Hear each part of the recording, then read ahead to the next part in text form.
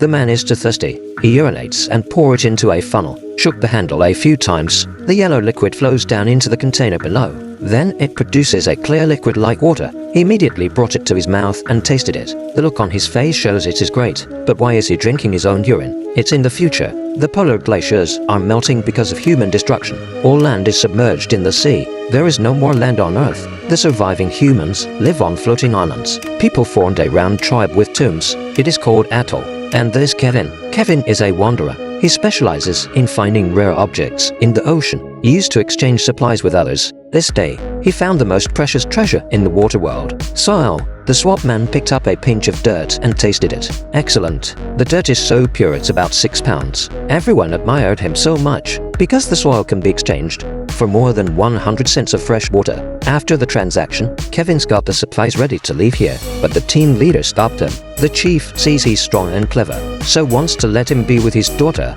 improve the genetics of the tribe. Kevin looked at the girl and rejected. The patriarch was furious, tie him up, and inculpate him being a pirate spy. During fight, a man found out. Fish gills sprouted out behind his ears. It turns out that hundreds of years living in the water have allowed humans to evolve. Kevin would have been the first mutant. He has gills on ears and flippers between his toes. The next day, the chief put him in a cage in order to dump him in the septic tank and drown him, so his body can still be used as fertilizer. The cage is coming down bit by bit. The pirates are coming. The other side. Kevin in the septic tank is suffocating. A woman runs up and grabs Kevin, said, "As long as you get me out of here, I'll get you out." Kevin said yes. The woman opened the door and pulled him out. Kevin asks Mary and her daughter to open the door before the pirates broke in. Soon he found his boat, drive to safety. Mary thought Kevin had seen land. He shouted for him to take him there. Kevin said yes, but he said the little girl should be thrown overboard because of the damage to the hull. They were traveling at a slow speed,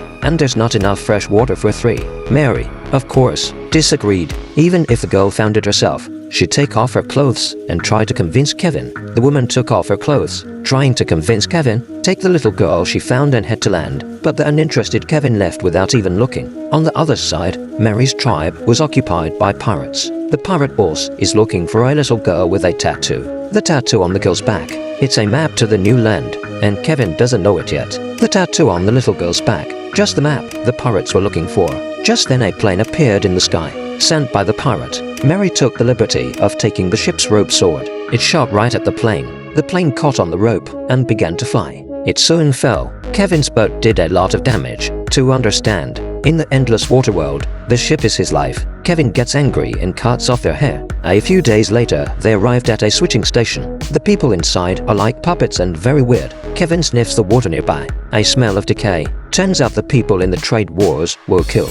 They were all wired up. The pirates were already lurking in the waters nearby. Kevin finally understood. The frequent appearance of pirates was attracted by the little girl. Mary could only tell him the tattoo is probably a map to land. Mary asked him where the dirt came from. Kevin pulls out an air pod. Let Mary get inside. Then Kevin pushes the air capsule slowly down to the bottom. Soon countless tall buildings appeared in front of them. The once prosperous big cities are now in tatters. Down to the bottom, Kevin scoops up a handful of dirt. This is a continent lost for hundreds of years. Come to the surface. Mary also believed that the mainland no longer existed. That's when the pirates boarded Kevin's boat. The two had no choice but to surrender. Pirate can't wait to study the map of the girl's back. Kevin pulling Mary into the channel. There were bullets coming from behind. Fortunately, Kevin has gills behind his ears. When they came up, they found a mess. Kevin comes to the cabin, only to find the continent the little girl had drawn. Just like the book he found on the bottom of the sea. How possible a girl of this age to know what the land was like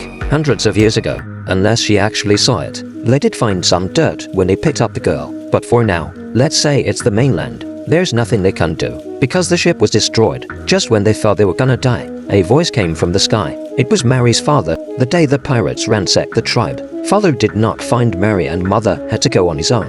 The next day, Kevin shows up alone on the pirate ship.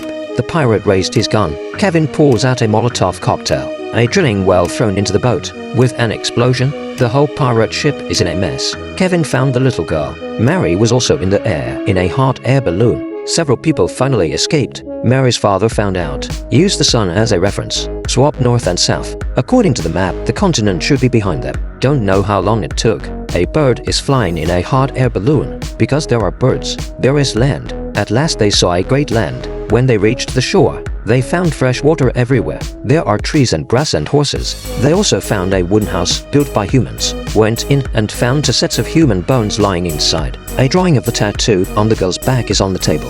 They turned out to be the little girl's parents. Before they left, they tattooed a map of the continents on the little girl's back.